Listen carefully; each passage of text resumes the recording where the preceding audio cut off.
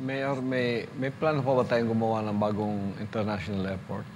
And ang long-term plan, sir, is, Pastor, sorry, is yes, there will be a new airport, but ang short-term plan is to maximize the use of our Ito lang dito. investment dito sa airport na ito. So, ayusin ang mga terminals, and then there will be a parang parking. Nakalimutan ko kung anong term na tawag nila. It will not be a runway, pero parang parking while waiting. Doon muna sila so that yung iba naman makagamit ng bridge. Kasi habang nag-aantay sila tapos ginagamit nila yung bridge, hindi din makalanding yung iba. So parang gagawa sila ng, hindi ko alam, Parang parang parking waiting area. Waiting. Waiting area sa mga mag-take off. Yung Mayor, yung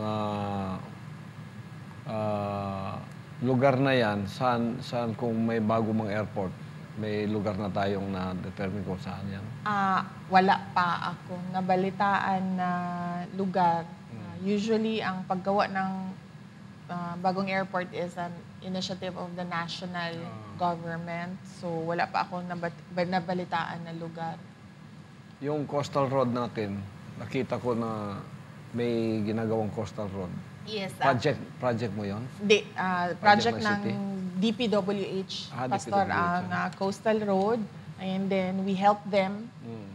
We monitor them to ensure na magawa by 2022 ang buong coastal road. So ang plano na ngayon is, since there is a push for a Davao-Samal Bridge, ang Davao-Samal Bridge and ang coastal road at some point mag-interconnect sila. So this is a project na kailangan gawin before 2022? Dapat.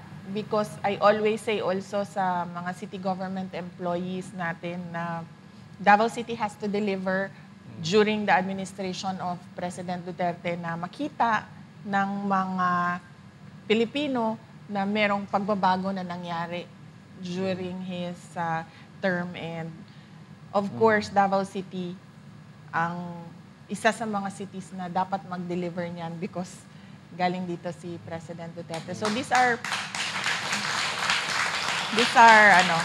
ito yung mga malalaki na projects sa Pastor ng national government. Coastal Road, Davao City Samal Bridge, railway, and then we have a very long bypass road sa taas na parallel sa diversion road.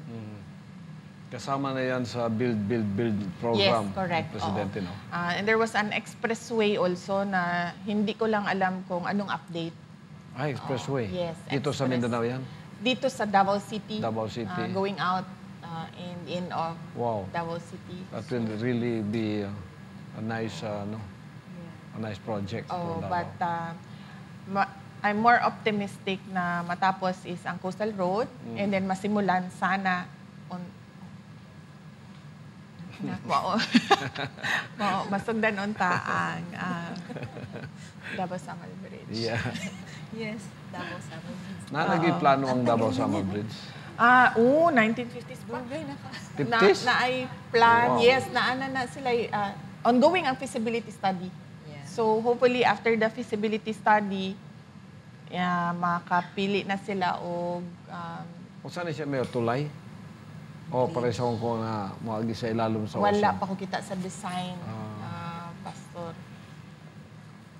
So that will be, that will be very convenient for all of us. Bridge. Yes, oo. Davao-Samal. I think it will really open up Igacos. Yes. We're also hoping for that, Mayor. Yes.